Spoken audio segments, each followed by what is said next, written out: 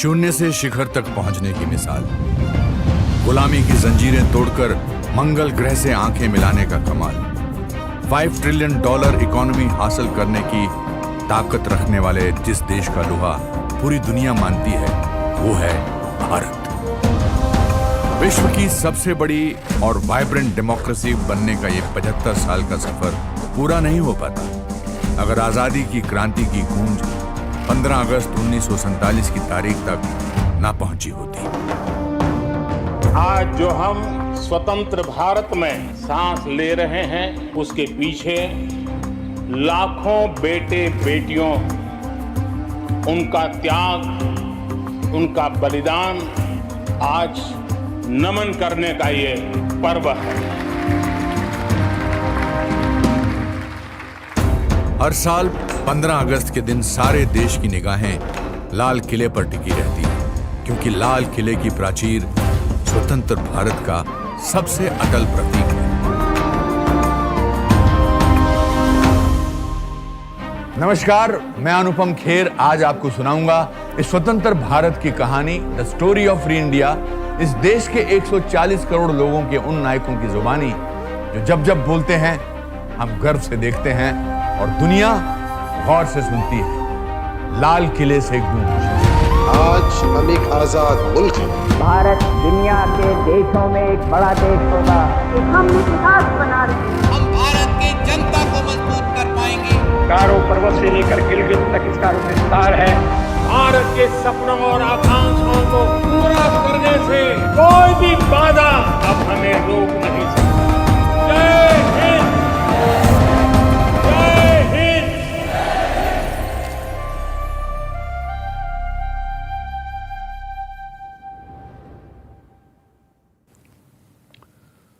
दोस्तों, आज हमारे लिए स्वतंत्रता दिवस के मायने क्या हैं? शायद कुछ लोगों के लिए महज एक छुट्टी, बच्चों के लिए स्कूल की परेड, या फिर ये कह देना कि आज देश आजाद हुआ था, we got our freedom today. लेकिन जब मैंने इस देश की मिट्टी पे जन्म लिया तब तक भारत ने अपनी आजादी के 8 साल पूरे किए थे।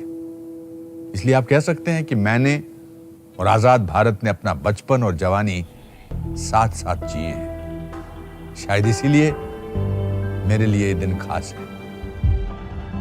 इस वक्त मैं जहां मौजूद हूं वो आजाद भारत के प्रधानमंत्रियों का गौरवशाली इतिहास संजोने वाली इमारत है। तो दोस्तों, तैयार हो जाइए, क्योंकि आज मैं आपको सुनाऊंगा स्वतंत्र भारत की कहानी इस देश के प्राइम मिनिस्टर्स की स्पीचेस की जुबानी। पीएम के 75 भाषणों के मंथन से कैसे बना आजादी का अमृत महोत्सव।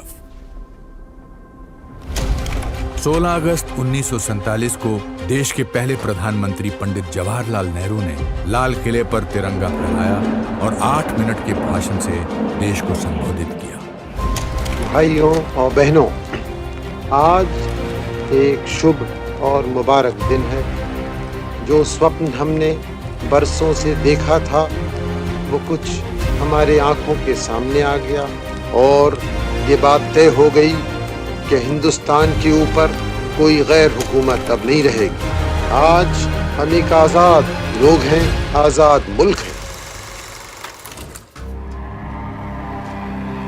आजादी सिर्फ बंटवारा ही नहीं, बल्कि गरीबी और 40 करोड़ लोगों का पेट भरने का संकट भी साथ लाई थी। क्योंकि बंटवारे में अनाज उगाने वाले इलाके पाकिस्तान को मिले, गेहूं उगाने वाला पंजाब और चावल उगाने वाला ईस्ट पाकिस्तान, यानी आज का बांग्लादेश। करीब 1 दशक तक भूख और अनाज की कमी देश के पहले प्रधानमंत्री नेहरू की स्पीचेस में गूंजती रही। लेकिन इस गंभीर मुद्दे पर नेहरू ने देश की जनता को एक अजीबोगरीब बात बोलकर हैरान कर दिया। अनाज की पैदावार पर जोर देने की बजाय नेहरू ने खपत कंट्रोल करने की कोशिश की। हमारा आपका काम है इस वक्त जो बड़े सवाल हैं, खाने का सवाल है, खाने को पैदा करना, खाने को जाया नहीं करना। जो आदमी उसको जाया करता है, जो आदमी इस वक्त दिखाने की हेर फेर में दावत वगैरह में जाया करता है, वो अपने देश के खिलाफ गुनाह करता है। हर तरफ अनाज के लिए हाहाकार मची हुई थी और ऐसे में नेहरू ने इसका ठीकरा व्यापारियों पर फोड़ दिया। और दूसरी परेशानी की बात यह है कि हमारे मुल्क में काफ़ी लोग ऐसे हैं जो अब तक पैसा बनाने की कोशिश करते हैं दूसरे की मुसीबत से, चाहे वो व्यापारी हो या दुकानदार हो या और हो, खुद गर्जी में जमा करते हैं खाने का सामान ताकि ज़्यादा दाम मिले या कभी साल 2 साल बाद उन्हें ज़रूरत हो तो उसको काम में ला सकें। पंचवर्षीय योजनाएं देने वाले नेहरू खुद मानते थे कि सरकारी योजनाएं जमीन पर पहुंचने से पहले या तो दम तोड़ देती थी या फिर पूरा होने में देर लगती, लेकिन अपनी ही ब्यूरोक्रेसी को जवाबदेह नहीं बना पाई। हम बड़े बड़े नक्शे बनाते और प्लान बनाते कि चलो भाई यहाँ सड़कें बनाने में 50 लाख रुपए या 1 करोड़ रुपए खर्च होंगे, 1 करोड़ रुपए लाओ। हमारे दफ्तरों में बड़े बड़े फाइल बनते ऊंचे, लेकिन वो सड़कें और वो विद्यालय वो नहीं बनते या अरसे बाद बनते। ये तरीका है, गवर्नमेंट जरा हल्के चलती है, मुश्किल तो ये है।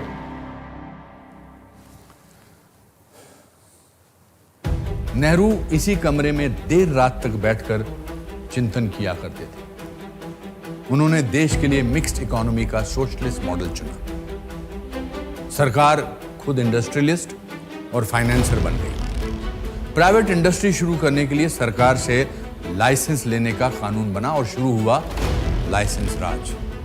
इस नीति ने सार्वजनिक क्षेत्र के विकास का रास्ता जरूर खोला, लेकिन निजी क्षेत्र हाशिए पर चला गया। 38 उद्योग सरकारी कब्जे में आ गए, लेकिन दूसरे देशों के मुकाबले लोगों का जीवन स्तर गिरता जा रहा था। करीब 1 दशक के बाद भी समस्याएं जस की तस थी और नेहरू के पास इसका कोई समाधान नहीं था। आप लोग आजकल भी कुछ दिक्कतों में हैं, परेशानियों में हैं, महंगाई की कुछ तो लाचारी है। पूरी तौर से काबू की बात नहीं हमारे इस समय, हालांकि काबू में वो आएगी। कुछ इंसान की बनाई हुई, इंसान की खुदगर्जी की बनाई हुई जो भी कुछ हो उसका सामना करना।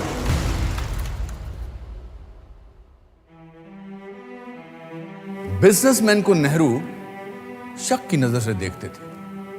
कई ऐसे कानून बनाए गए जिसमें एंटरप्रेन्योर्स का दम घुटने लगा।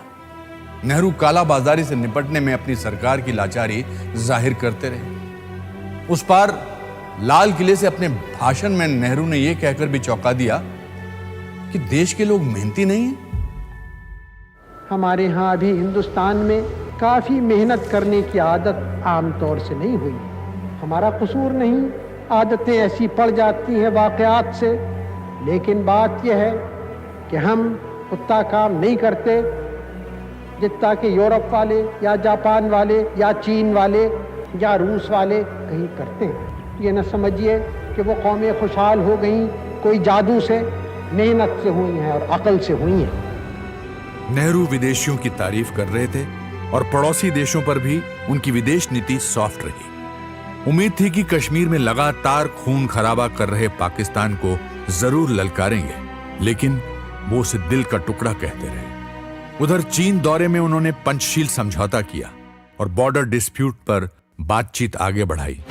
जब वो भारत लौटे तो हिंदी चीनी भाई भाई का नारा लगने लगा, लेकिन समझौते के बावजूद 20 अक्टूबर 1962 को लद्दाख में चीन ने हमला कर दिया। नेहरू ने 2 महीने पहले ही लाल किले से चीन की नीयत पर शक जता दिया था और देश को ना घबराने का भरोसा भी दिया था। युद्ध में भारत को चीन से शिकस्त मिली, लेकिन नेहरू ने देश को हार में जीत का मंत्र सुना दिया।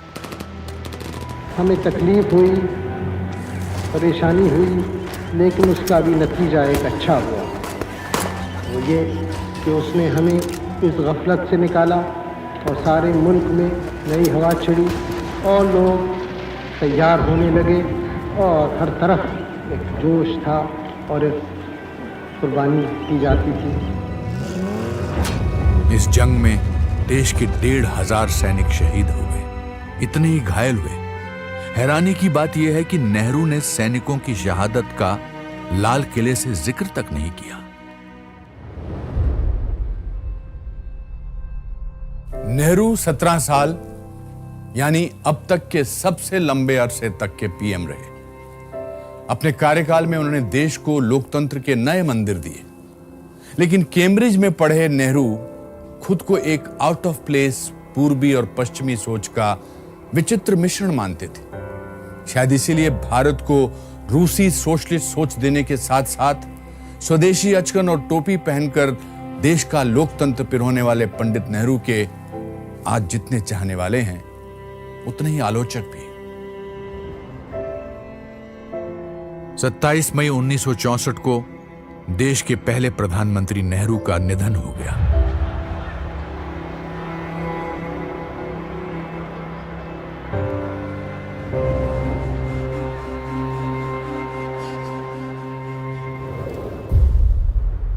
नेहरू के बाद लाल बहादुर शास्त्री ने देश की कमान संभाली। शास्त्री को भरोसा हो गया कि सेंट्रलाइज स्कीम्स और प्राइस कंट्रोल से दूर जाने की जरूरत थी। उन्होंने कृषि पर ध्यान केंद्रित किया, निजी उद्यम और विदेशी निवेश को बल दिया और देश में व्हाइट रेवोल्यूशन और ग्रीन रेवोल्यूशन की शुरुआत की। इसी दौरान 1965 के भारत पाकिस्तान युद्ध ने शास्त्री को मजबूत इरादों वाले राष्ट्र नेता के तौर पर पहचान दी। शास्त्री ने लाल किले से अब तक दिल का टुकड़ा कहे जाने वाले पाकिस्तान को ईंट का जवाब पत्थर से देने का ऐलान कर दिया। साथ ही उन्होंने देश को जय जवान जय किसान का भी नारा दिया। आज समय है, कोई हमें आराम का वक्त नहीं। आज एक त्याग का, बलिदान का, कुर्बानी का जो भी रास्ता हो वो हमें अख्तियार करने के लिए तैयार रहना हो। और मैं आपकी तरफ से ये कहने वाला हूँ और कहना चाहता हूँ कि कश्मीर का एक टुकड़ा भी पाकिस्तान को मिलने वाला नहीं है।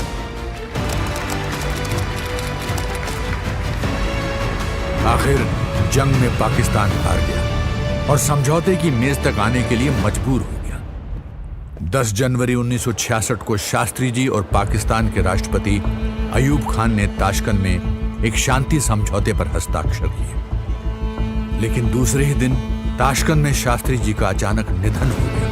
ये बताया गया कि उन्हें दिल का दौरा पड़ा था। शास्त्री जी ने केवल 2 बार लाल किले से भाषण दिया। लोगों की नब्ज और समस्याओं को समझने वाले शास्त्री जी अभी देश को पटरी पर ला ही रहे थे कि हमने उन्हें खो दिया। उनकी मौत का राज आज भी देश के बड़े अनसॉल्व्ड मिस्ट्रीज में से एक है।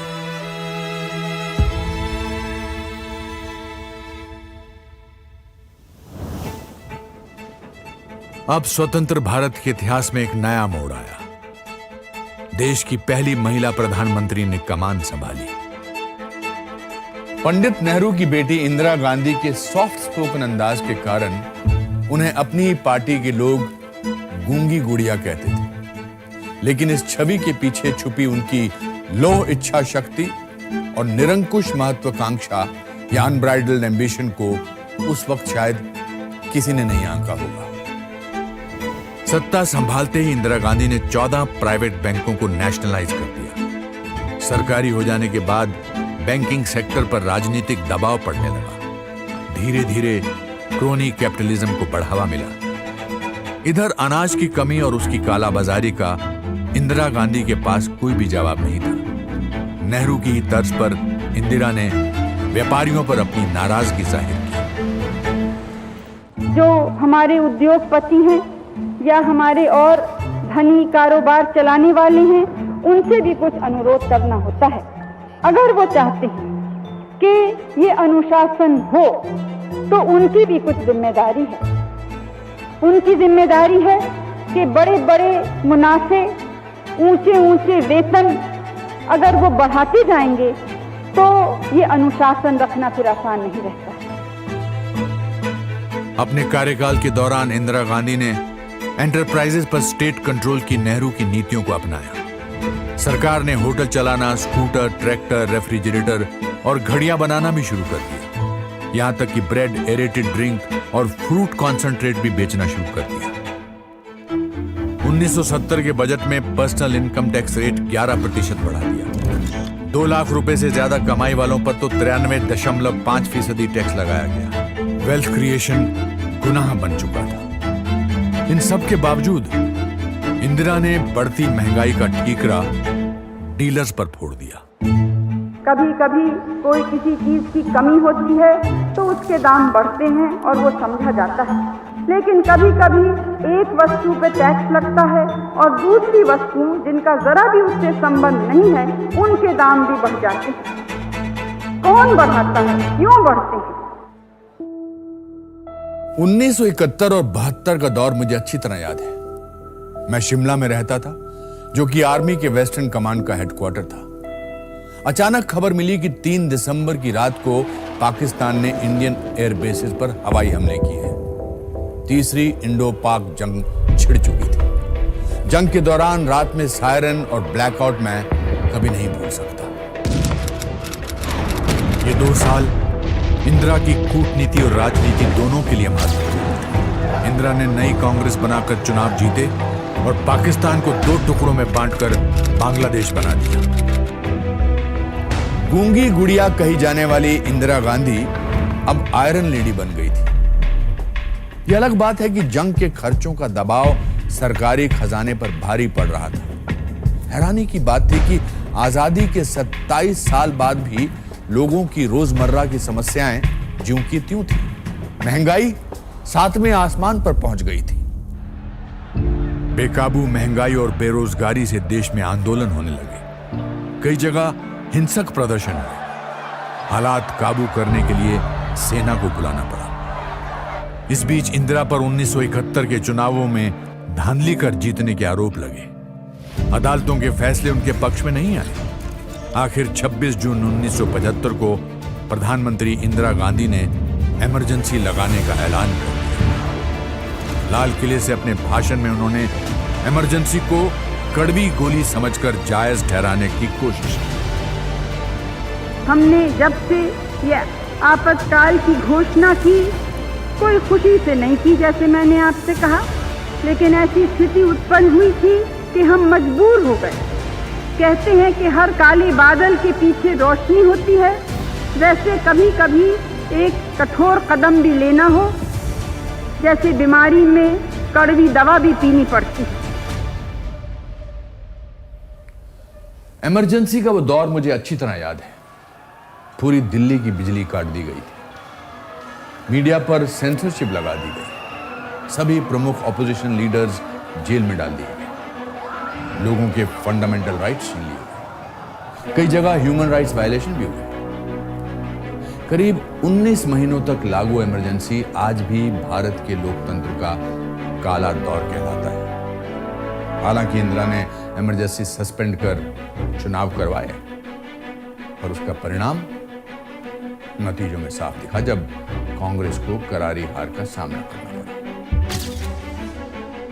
3 साल तक देश की राजनीति में अस्थिरता का दौर रहा। इस बीच भारत ने 2 प्रधानमंत्री देखे। 1977 में मोरारजी रणछोड़जी देसाई ने शपथ ग्रहण की। आजादी के बाद पहली बार किसी गैर कांग्रेसी प्रधानमंत्री ने लाल किले पर राष्ट्रीय ध्वज फहराया। कुछ ही समय में पार्टी की आपसी खींचतान में मोरारजी की सरकार गिर गई। इंदिरा के समर्थन से चरण सिंह ने सत्ता संभाली, लेकिन उनकी सरकार भी ज्यादा नहीं चली। आखिर 1980 में इंदिरा गांधी एक बार फिर सत्ता में लगी। इस समय पंजाब में खालिस्तानी आंदोलन जोरों पर था। अलगाववादी जरनैल सिंह भिंडरावाले ने एक अलग सिख देश खालिस्तान की मांग की। भिंडरावाले ने हथियारों से लैस साथियों के साथ अमृतसर के गोल्डन टेम्पल में घुसकर कब्जा कर लिया। इंदिरा ने इन अलगाववादियों को गोल्डन टेम्पल से बाहर खदेड़ने के लिए ऑपरेशन ब्लू स्टार के तहत फौजी कार्रवाई के आदेश दिए। इस ऑपरेशन में स्वर्ण मंदिर के कुछ हिस्सों को काफी नुकसान पहुंचा। 450 लोग मारे गए। इससे सिख बेहद नाराज हो गए। 31 अक्टूबर 1984 को देश ने आतंकवाद का घिनौना चेहरा देखा। प्रधानमंत्री इंदिरा गांधी पर अपने ही घर एक सफदरजंग रोड में उनके सुरक्षा गार्ड बेअंत सिंह और सतवंत सिंह ने गोलियों की बौछार कर दी। देश ने एक और प्रधानमंत्री खो दिया।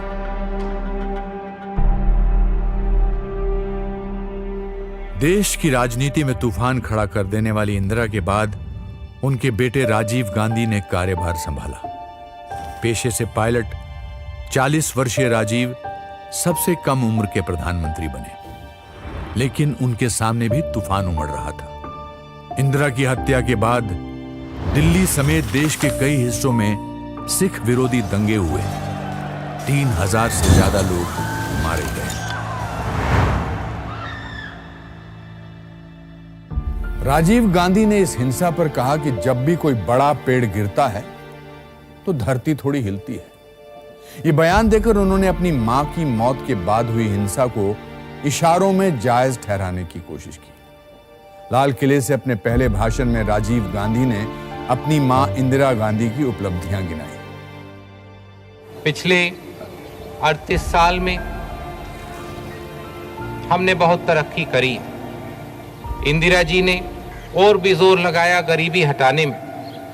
पिछले 5 साल में उन्होंने 49% से करीब 63% तक भारत की जनता को गरीबी रेखा से ऊपर कर दिया। लाल किले से प्रधानमंत्रियों के भाषण को लेकर एक दिलचस्प किस्सा है जो शायद कम लोगों को पता होगा। 1986 तक प्रधानमंत्री लिखा हुआ भाषण नहीं पढ़ते थे, कागज पर मेन पॉइंट्स लिखकर खुद ही बोलते थे। लेकिन 1986 के भाषण में राजीव गांधी ने स्वतंत्रता दिवस को गलती से गणतंत्र दिवस कह दिया था। इसके बाद से प्रधानमंत्री लिखा हुआ भाषण पढ़ने लगे। अपने भाषणों से राजीव ने बहुत उम्मीदें जगाई। भारत को 21वीं सदी की दिशा में ले जाने की तैयारी में देश में पहली बार टेलीफोन्स, ऑटोमोबाइल्स, कंप्यूटर्स, टीवी समेत तमाम तरह के टेक्निकल गुड्स और टेक्निकल जॉब्स पर जोर दिया जाने लगा। देश में फैली करप्शन पर काबू पाने के लिए भी कई कदम उठाए, जिसके चलते मीडिया ने उन्हें मिस्टर क्लीन का नाम दिया और आखिरकार मिस्टर क्लीन पर ही भ्रष्टाचार के आरोप लगने लगे। 1988 की स्पीच में राजीव गांधी ने यह कहकर हैरान कर दिया कि सरकार 1 रुपया भेजती है तो जनता के पास 15 पैसे पहुंचते हैं। यह बात उन्होंने अपनी ही सरकार और नौकरशाहों के लिए कही।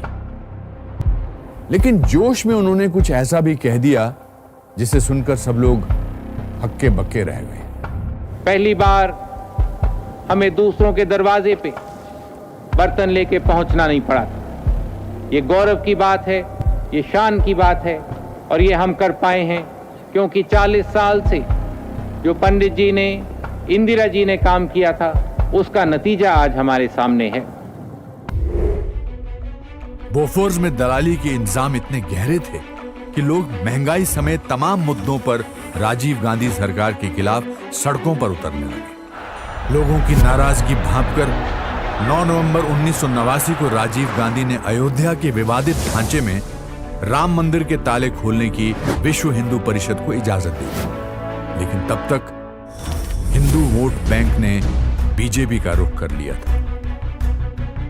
राजीव गांधी ने चुनावी साल में लाल किले की प्राचीर से नेहरू और गांधी परिवार की सियासी विरासत याद दिलाते हुए आरोपों का रुख एक बार फिर पूंजीपतियों की तरफ मोड़ने की कोशिश की। नेहरू और इंदिरा की तरह वो व्यापारियों पर खूब भरसे।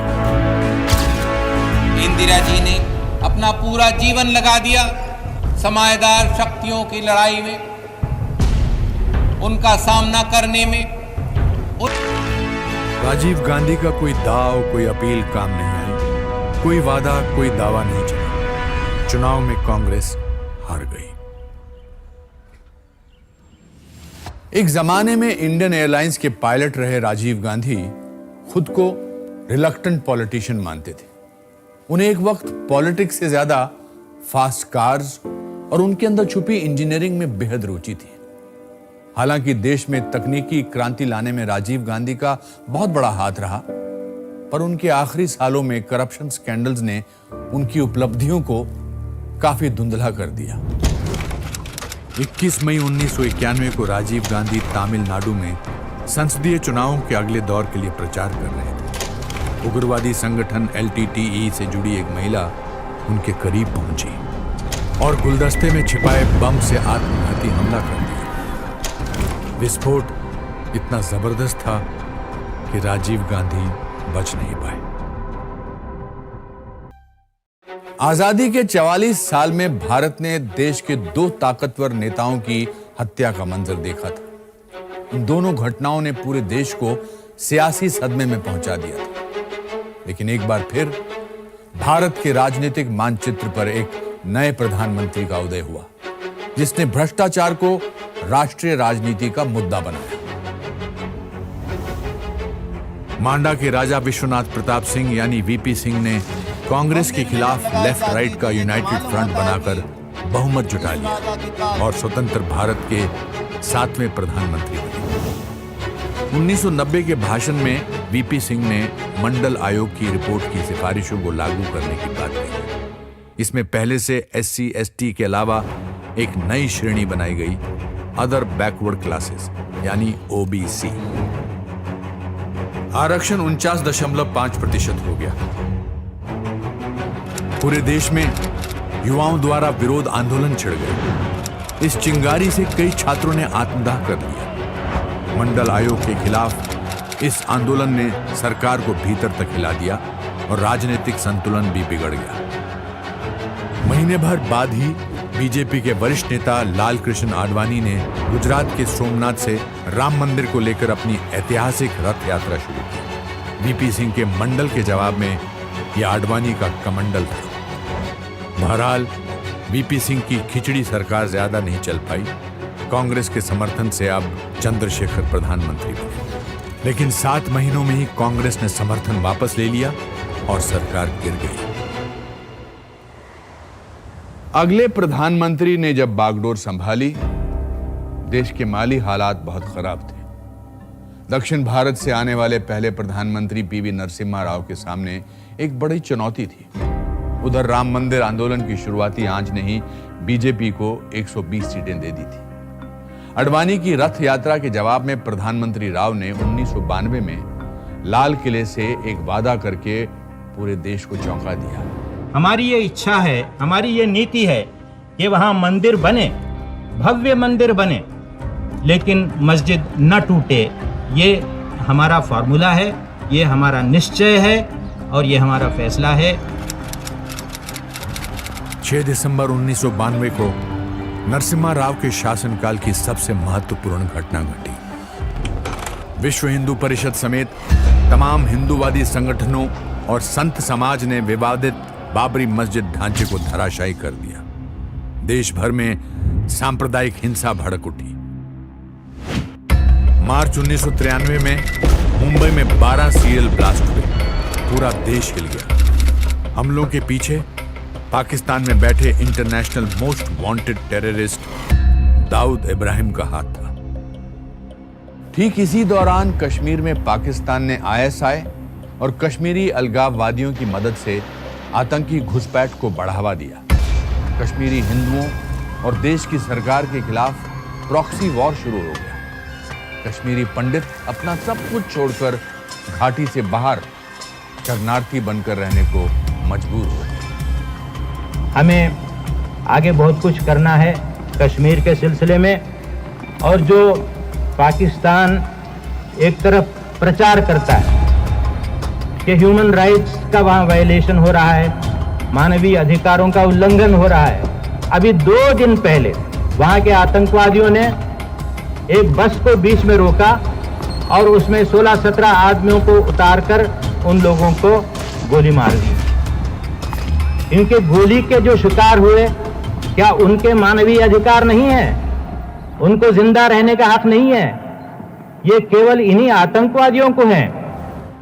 प्रधानमंत्री नरसिम्हा राव ने माना कि कश्मीर में हिंदुओं पर ज्यादतियां हो रही हैं, भले ही रोकने के लिए कोई ठोस कार्रवाई नहीं की। आज जब कश्मीर फाइल्स चर्चा में है, यह बताना जरूरी है कि एक वर्ग रहा है और अब भी है जो ये मानने को तैयार ही नहीं है कि हिंदुओं के खिलाफ कश्मीर में हिंसा हुई। नरसिम्हा राव सरकार ने देश की अर्थव्यवस्था को एक नया आयाम दिया। नेहरू की मिक्स्ड इकोनॉमी को बदलकर खुली बाजार व्यवस्था बनाई। लाइसेंस राज खत्म हुआ और फॉरेन डायरेक्ट इन्वेस्टमेंट खोल दिया। लेकिन राव के कार्यकाल की उपलब्धियों पर घोटालों की परत जम गई। 5,000 करोड़ रुपयों के शेयर बाजार स्कैम के साथ साथ कई और घोटालों का पर्दाफाश हुआ और राव के नेतृत्व में कांग्रेस चुनाव हार गई। 1996 से 1998 तक संयुक्त मोर्चा की खिचड़ी सरकार ने देश को एक बार फिर राजनीतिक अस्थिरता की तरफ धकेल दिया। पहले एचडी देवेगौड़ा, फिर 18 महीने बाद आई.के. गुजराल ने प्रधानमंत्री की कुर्सी संभाली। 3 साल में संयुक्त मोर्चा की 2 सरकारें गिर चुकी थी। लोकसभा भंग करने के अलावा और कोई चारा नहीं था। एक बार फिर देश में मिड टर्म इलेक्शन करवाने पड़े।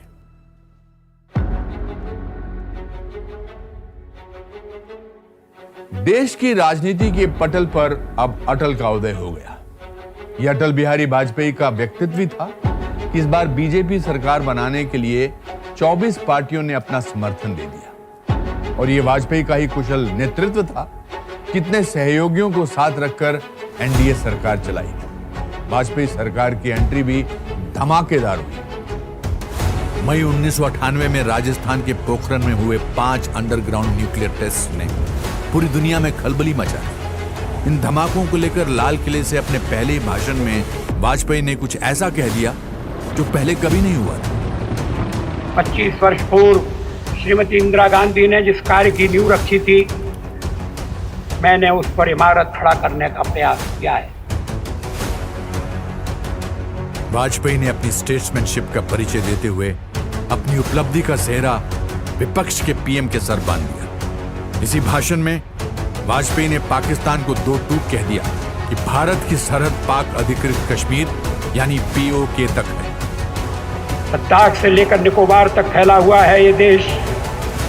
गारो पर्वत से लेकर गिलगित तक इसका विस्तार है। ये एक प्राचीन देश है। इसकी सभ्यता और संस्कृति 5000 वर्ष से भी अधिक पुरानी है। पाकिस्तान को खरी खोटी सुनाने के साथ ही प्रधानमंत्री वाजपेयी ने एक बड़ी कूटनीतिक कोशिश की। 19 फरवरी 1999 को उन्होंने दिल्ली से लाहौर के बीच बस सेवा शुरू करवाई। वाजपेयी खुद बस में सवार होकर पाकिस्तान पहुंचे। पाकिस्तान के प्रधानमंत्री नवाज शरीफ अगवानी के लिए मौजूद थे। कश्मीर विवाद और पाकिस्तान के साथ दूसरे मामलों को सुलझाने के लिए लाहौर घोषणा पत्र बना। 2 महीने बाद ही जम्मू कश्मीर के कारगिल सेक्टर में पाकिस्तानी सेना ने घुसपैठ कर कब्जा जमा लिया। मई से जुलाई तक चली इस जंग में भारत ने पाकिस्तानी सेना और घुसपैठियों के पांव उखाड़ दिए।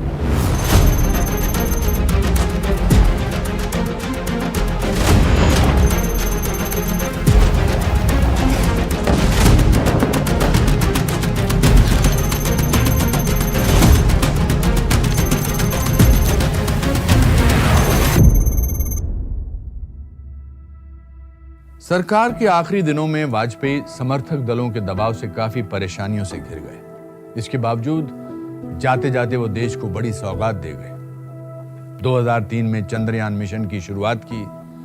दिल्ली में पहली मेट्रो परियोजना को मंजूरी दी। सड़कों और टेलीकम्युनिकेशन के जाल से भारत विकास की रफ्तार भरने लगा।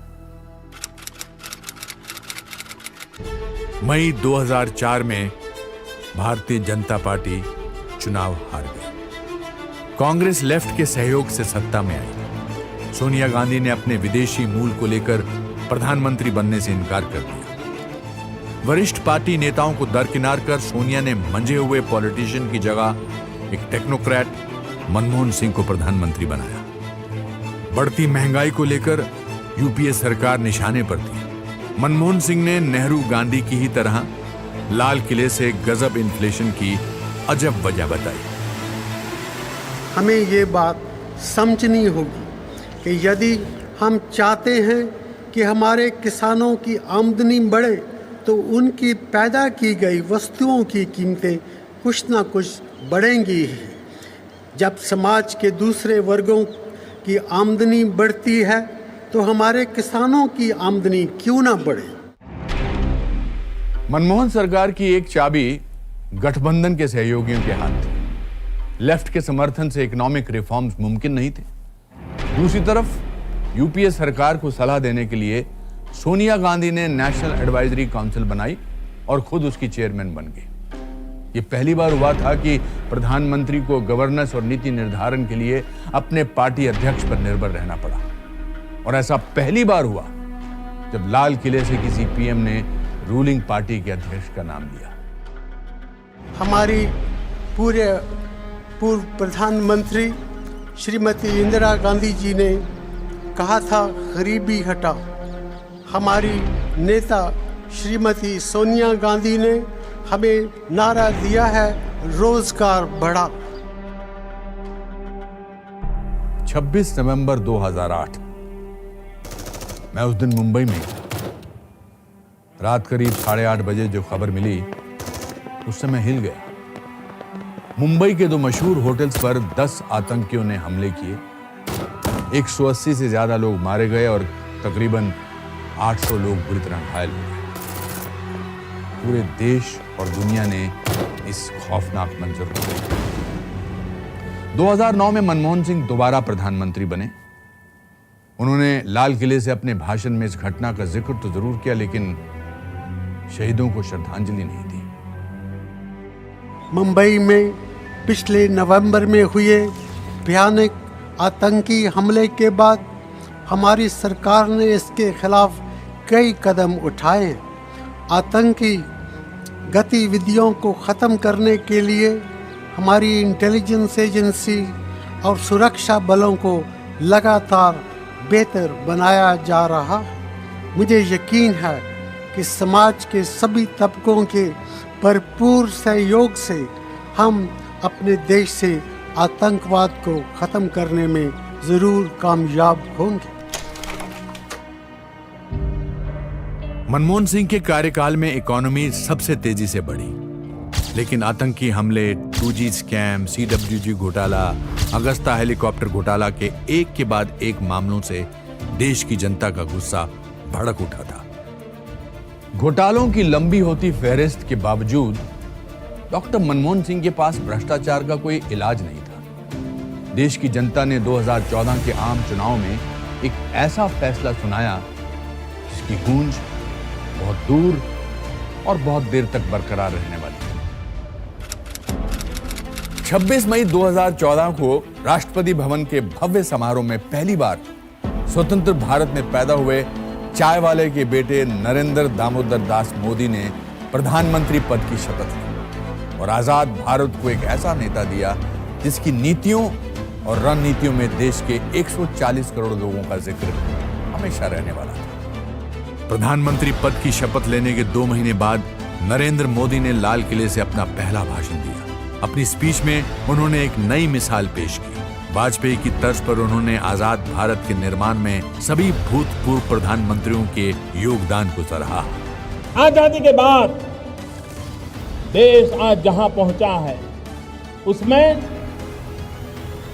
इस देश के सभी प्रधानमंत्रियों का योगदान है। महात्मा गांधी की 150वीं वर्षगांठ पर पीएम मोदी ने देश को सबसे बड़ा सैनिटाइजेशन प्रोग्राम दिया। स्वच्छता अभियान को लेकर पीएम मोदी ने ऐसा जुनून दिखाया जो शायद ही पहले कभी देखने को मिला था। उन्होंने खुद हाथ में झाड़ू लेकर सफाई की और इस अभियान को जन आंदोलन बना दिया। कथनी के साथ करनी पर भी विश्वास रखने वाले नरेंद्र मोदी कुर्सी संभालते ही एक्शन में आ गए। समाज के आखिरी पायदान पर खड़े उस आदमी को बल दिया जिसके पास बैंक अकाउंट तक नहीं था। उन्होंने ऐलान किया कि अब सिर्फ घोषणाएं ही नहीं होंगी, उन पर अमल भी होगा। कौन सरकार होगी जो योजना नहीं बनाती होगी? हर कोई बनाते हैं। कौन सरकार होती है जो घोषणाएं नहीं करती? हर कोई करती है। कौन सरकार होती है जो उद्घाटन के दिए न जलाती हो, फीता न काटती हो? सब कोई करते हैं। लेकिन कसौटी इस बात पे होती है कि हम जिन बातों को करते हैं उसको पूरा करते हैं कि नहीं करते। मोदी ने विदेशों से काला धन वापस लाने के लिए SIT बनाई। Make in India, startup India और डिजिटल इंडिया जैसी योजनाओं को प्रोत्साहित किया। इससे सोशल वेलफेयर स्कीम्स का पैसा सीधे जनधन खातों में जाने लगा। ये सभी सुधार सिस्टम से भ्रष्टाचार मिटाने के लिए उठाए गए कदम थे। अब मोदी का फोकस वहां गया जिस पर अब तक किसी ने ज्यादा ध्यान नहीं दिया था। महिलाओं का उत्थान और सम्मान। एलपीजी के गैस कनेक्शन गरीब परिवारों को देने का हमने बीड़ा उठाया है। उज्ज्वला योजना के तहत मेरी गरीब मां को चूल्हे के धुएं से मुक्ति दिलाने का अभियान बहुत तेजी से चलाया है। और बेटी बचाओ बेटी पढ़ाओ में हमने जो इनिशिएटिव लिए हैं उसमें अभी भी मुझे समाज के सहयोग की आवश्यकता है। घर में एक महिला भी अगर शिक्षित है, शारीरिक रूप से सशक्त है, आर्थिक रूप से स्वतंत्र है, एक महिला गरीब से गरीब परिवार को भी गरीबी से बाहर निकालने की ताकत रखती है।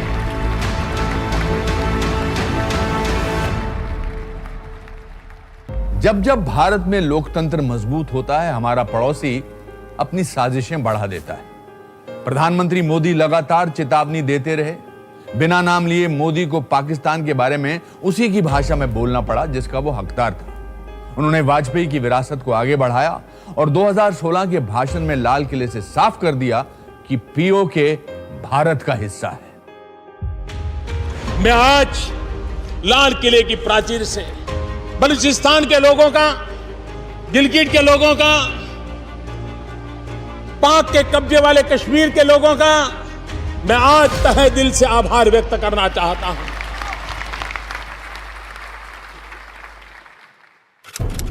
18 सितंबर 2016 जम्मू कश्मीर के उरी सेक्टर में भारतीय सेना के कैंप पर आतंकवादियों ने हमला कर दिया। 19 जाबाज शहीद हो गए। इस हमले के पीछे पाकिस्तान का हाथ था।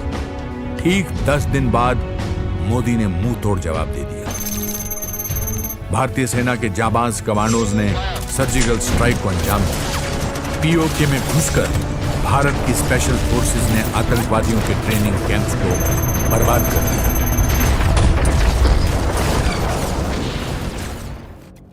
पंद्रह अगस्त 2017 को जब प्रधानमंत्री मोदी ने लाल किले से देश को संबोधित किया तो उन्होंने बता दिया कि यह नया भारत है जो देश की रक्षा और सुरक्षा के साथ साथ पलटवार करना भी जानता है।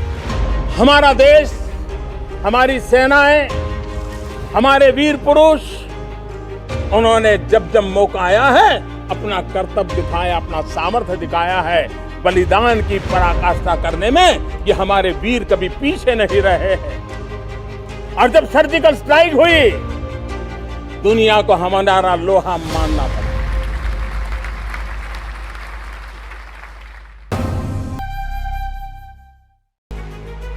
साल 2016 में प्रधानमंत्री मोदी ने एक और ऐतिहासिक कदम उठाया। इस बार देश के ब्लैक मनी पर सर्जिकल स्ट्राइक हुई। 8 नवंबर को रात 8 बजे प्रधानमंत्री मोदी टीवी पर आए और कुछ ही घंटों के नोटिस पर नोटबंदी का ऐलान कर दिया। 500 और 1000 रुपए के नोट सिर्फ कागज के टुकड़े रहे। ताज्जुब की बात यह है कि मोदी सरकार के बड़े बड़े मंत्रियों को भी इसकी भनक नहीं थी।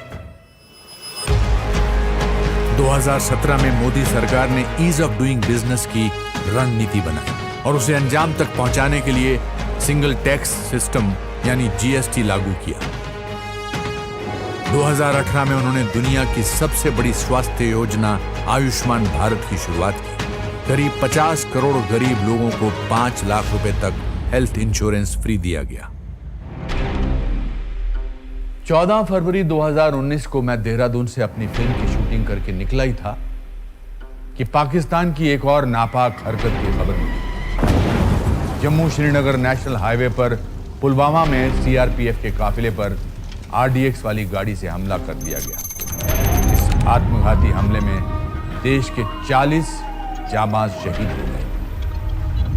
मोदी ने पुलवामा हमले के जिम्मेदार आतंकियों को सबक सिखाने के लिए सेना को खुला हाथ दे दिया। 26 फरवरी को पाकिस्तान के बालाकोट में चल रहे टेरर कैंप पर भारतीय वायुसेना के फाइटर जेट्स ने एयर स्ट्राइक कर तबाही मचा दी।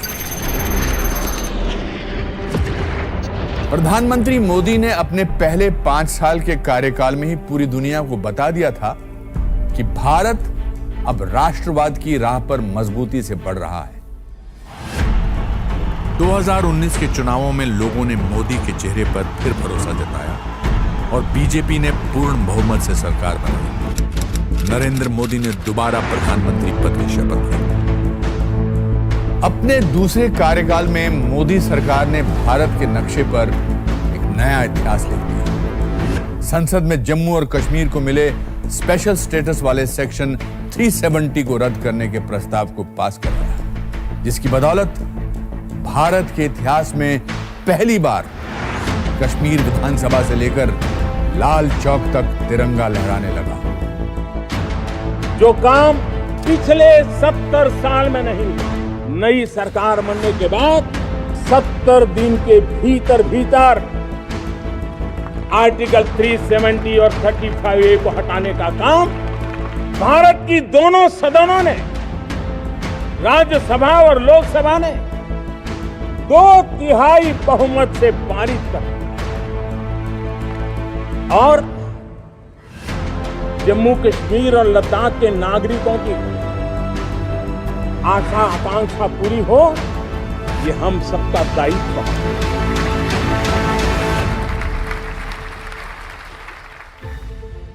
जहां पूर्व सरकारों ने व्यापार, उद्यम और उद्योग को धिक्कारा, मोदी ने इंडस्ट्री और एंटरप्राइज को वेल्थ क्रिएटर्स मानकर नहीं होगी।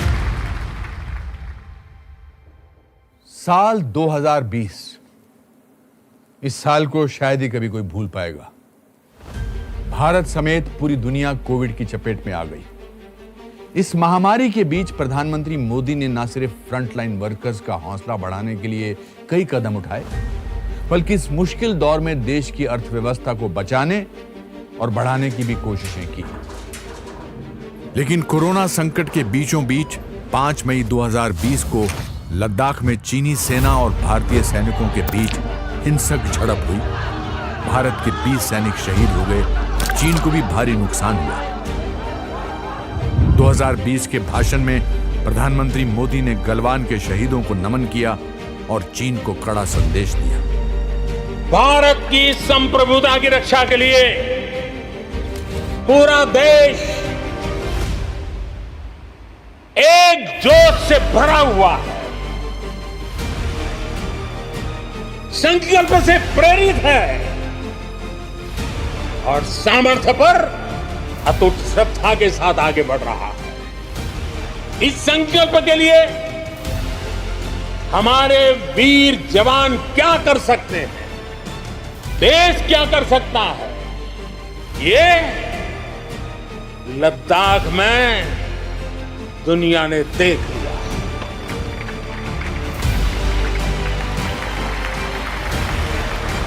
मैं आज मातृभूमि पर न्योछावर उन सभी वीर जवानों को लाल किले की प्राचीर से आदरपूर्वक नमन करता हूं। कोरोना महामारी ने पूरी दुनिया को हिलाकर रख दिया था। ऐसी महामारी 100 साल में नहीं देखी गई, पर देश ने हिम्मत नहीं हारी। जब अमेरिका, रूस और चीन जैसे देश कोरोना की दवा और टीका तलाश रहे थे, तब भारत ने 150 से ज्यादा देशों को दवाएं दी। इतना ही नहीं, 10 महीनों में कोविड टीकों की 100 करोड़ डोजेज देश की जनता को लगा दी गई। भारत ने देश दुनिया को मुफ्त टीके देकर कोविड काल में भी बेमिसाल कूटनीति की मिसाल कायम कर दी। कोविशील्ड और कोवैक्सीन टीके देश में ही बनाए गए।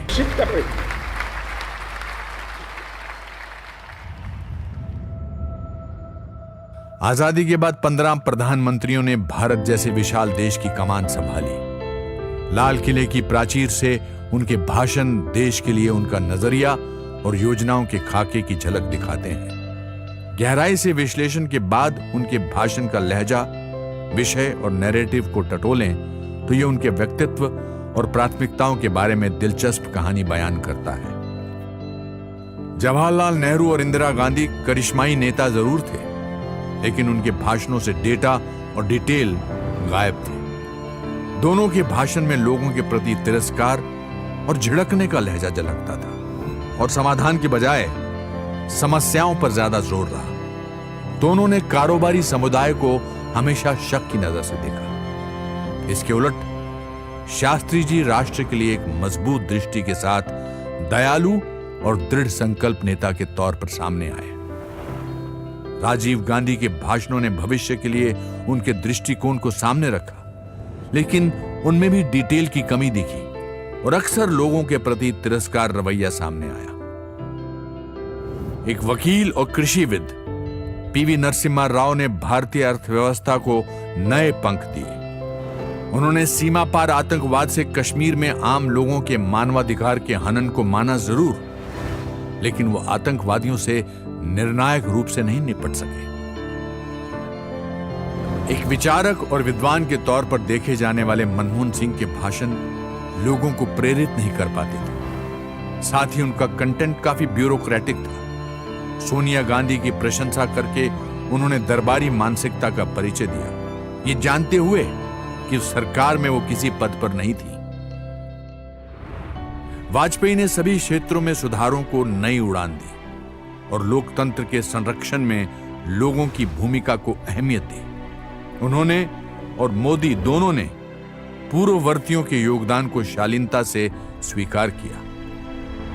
प्रधानमंत्री मोदी के भाषण भावनात्मक और प्रेरक होते हैं। लोगों की नब्ज पहचानते हुए वो राष्ट्रीय चुनौतियों के लिए विशिष्ट लक्ष्यों के साथ नई पहल की घोषणा करने के लिए खास मंच का इस्तेमाल करते हैं। उनके भाषण डेटा से भरपूर होते हैं और वो पहले की घोषणाओं पर नियमित अपडेट देते रहते हैं। मोदी भारतीयता के राष्ट्रवाद पर गर्व महसूस करते हैं और नए भारत की कहानी सुनने के लिए आज पूरी दुनिया आतुर है। यही समय है। आज सारी दुनिया हमें विश्व गुरु का दर्जा देने को तैयार है, लेकिन यह सब मुमकिन नहीं होता अगर स्वतंत्रता सेनानियों ने देश को आजादी नहीं दिलाई होती। तो नमन आजादी के उन सभी मतवालों को जिन्होंने हमें खुली हवा में आजाद सांस लेने का हक दिलाया। नमस्कार और जय हिंद।